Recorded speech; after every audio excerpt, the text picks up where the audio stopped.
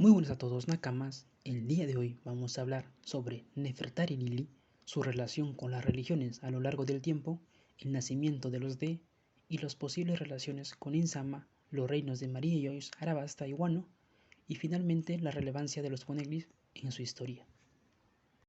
Advertencia: este video contiene mucho spoiler, por lo que se necesita estar al día con el manga, ya que está muy relacionado con los últimos capítulos y podría afectar algunos detalles a futuro. Antes de ello vamos a explicar y detallar algunas escrituras de las que se habría inspirado Oda y cómo se relacionan con el manga. Ok, empezamos, vamos a ello. Hace alrededor de 5000 años se escribieron textos en piedra. De estos años se tienen escrituras hebreas, de la mitología abrámica, sumerias e incluso en datos de la Biblia actual que se conoce.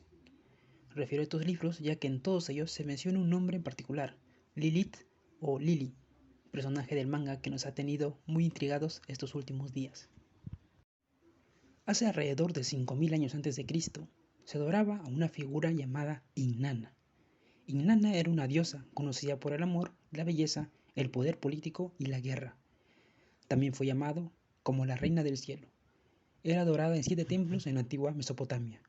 Aunque se cree complicado e imposible de hablar de su origen, se cree que deriva de una clase de demonios de la mitología mesopotámica, denominadas Lilu o Lilitu, nombres derivados del sumerio Lil. Estos eran demonios malignos del viento. Cabe resaltar que Arabasta y el concepto que se tiene de One Piece para crear dicha isla está muy relacionado con la antigua Mesopotamia. Es ahí donde encontramos la primera conexión entre estos textos antiguos escritos en piedra con los poneglyphs encontrados en esa época. Poniéndonos en contexto, en la antigua Mesopotamia hablaremos sobre la epopeya de Gilgamesh, el cual es una narración arcadia escrita en verso sobre las proezas del rey Gilgamesh, que data del tercer milenio antes de Cristo. Esta fue una obra de un poema en la tablilla 12 que no forma parte de la obra original, sino que se añada 600 años antes de Cristo. Este poema habla que Inanna tenía en Uruk, una ciudad, un jardín sagrado en el cual había plantado el árbol de Ulupu.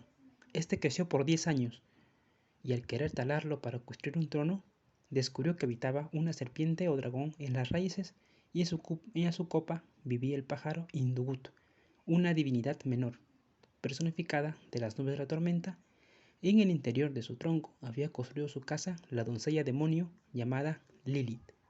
Inanna, al encontrar estos seres, pidió ayuda de Gilgamesh, y este mató a la serpiente o dragón y espantó a los otros dos.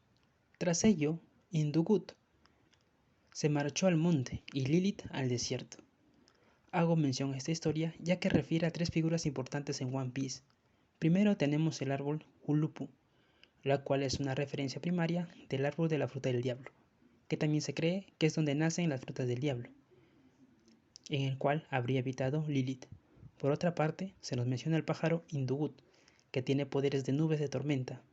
Recordemos estos poderes, se han mencionado en más de una ocasión, por ejemplo, en la batalla de Roger vs Chicky.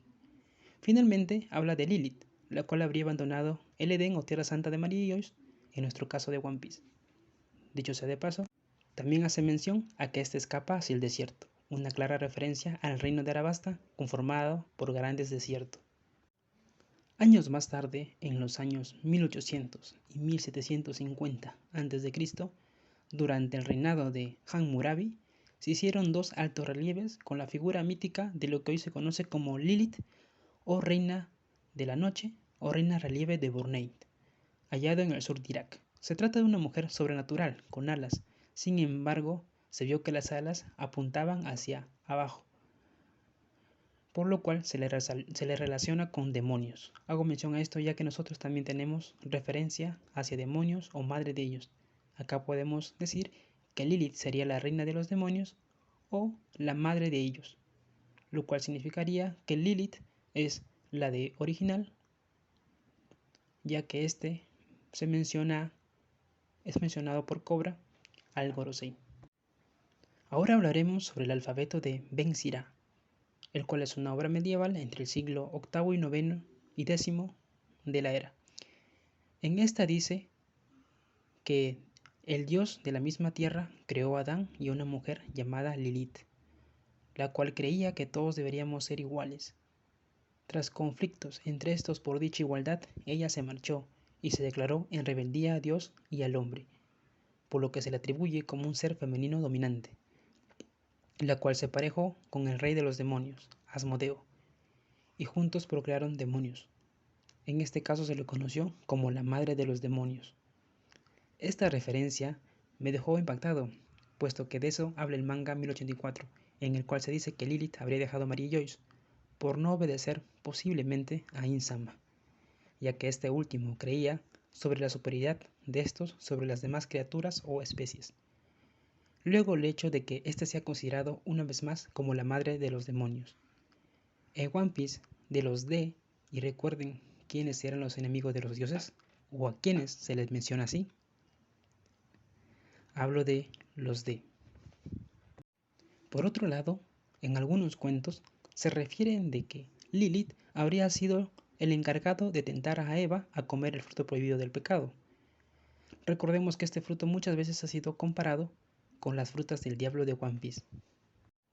Por otra parte, hablaremos sobre las creencias judío-cristianas, las cuales borran y están totalmente prohibidos acerca del personaje Lilith, ya que la consideran a esta como una blasfemia, por tentar a lo que se conoce hasta el momento que Adán y Eva son los únicos seres que Dios creó, y Lilith sería algo que no está escrito, algo que está borrado totalmente, por lo que no es considerado en la Biblia actual del Nuevo Testamento, solo se hace mención en el Antiguo Testamento. Recordemos también que a Lilith se le hace mención como un demonio o una criatura maligna. Esto es muy similar a lo que trata en One Piece el gobierno mundial, en específico hace años, en los años vacíos y la desinformación acerca de Lilith. Por lo tanto, hay una relación entre las religiones cristianas con el Gorosei y a los D como demonios, de los cuales no se permite hablar ni mencionar, entre ellos a Lily, la cual se ha borrado de la historia tanto en los registros del gobierno como en Arabasta, como lo ha mencionado Cobra en el último capítulo. Además de ello, sabemos que Lilith habría dejado a María Joyce y luego habría dejado a Arabasta, finalmente desapareciendo. ¿No les da curiosidad que hay dos lugares en One Piece con similar conocimiento, arquitectura y poneglyph? Es una sospecha, pero podría ser que Lily nunca volvió a Arabasta, sino que habría huido con alguno de los D hacia Wano. Es por eso que ahí también se encuentra el arma ancestral Plutón, y está uno de los Rod Poneglyph.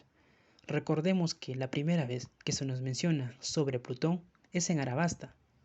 Estas son grandes coincidencias que unen a estos dos reinos tan antiguos. A esto le sumaremos una teoría más que existe, el cual dice que las cartas de Lily fue el inicio de los poneglyphs. Recordemos que hace también 800 años se crearon con la ayuda del clan Kozuki piedras indestructibles, las cuales servían para documentar. Estas fueron hechas así, de tal modo de que no se puedan borrar estos registros. Esto lo ha mencionado en primer lugar Enohara y años más tarde Robin en Skypiea. Para hablar exactamente de esto, les voy a dejar dos imágenes que he podido guardar, en la cual menciona que ¿por qué las personas habrían dejado escritas en piedra este mensaje al futuro? ¿Por qué en inquebrantables rocas? Quizás ellos sintieron que si el mundo erradicaba toda su historia, no hubiera sido suficiente con papeles y libros. Luego, en Robin, en Skypiea, dice: la ciudad de los libros fueron todas quemadas y toda la ciudad de la historia fue borrada. Este concepto nos hace creer que ya hubo hace mucho tiempo este estilo de dejar o silenciar a toda una población o a toda una parte de la historia. Ahora iremos con un recuerdo del manga. ¿Se recuerdan a Titi, la reina anterior a Vivi y la madre de esta? En su juventud era idéntica Y también recordemos que Vivi tiene como nombre la consonante siguiente a la T, es decir, que la reina Vivi es la 17ª con el nombre, entonces habrían 16 reinas antes a ella. Y Titi, por ser la consonante anterior, sería la 15ª. Finalmente tenemos que Lily sería la 9ª con el nombre. Veamos más referencias de Lily a lo largo del manga. Hace mucho tiempo tenemos un flashback, una portada sobre Vivi y Cobra con una planta de lirio en su habitación. Ahora finalizaremos con esta portada. Veamos la portada del capítulo 1023, donde se nos muestra a Vivi y el título como 2 gotas de agua. Y con la información que se tiene de la reina Lily, de una foto que se puso en este manga, en el último capítulo, posiblemente estas lucen idénticamente. Es por eso que también Insama, al ver la foto de todos los carteles de Luffy, Shirahoshi, Kurohige y Vivi, carga consigo la de Vivi y se lo lleva, ya que tiene una familiaridad con Lily. Eso nos daría a entender que Insama conoce a Lily y posiblemente tenga una obsesión con ella. Y abre la puerta de que podríamos verificar que se sabe más allá de una historia que Lily existió e Insama la tiene en mente. Es por eso que Insama menciona en el último capítulo a Lily.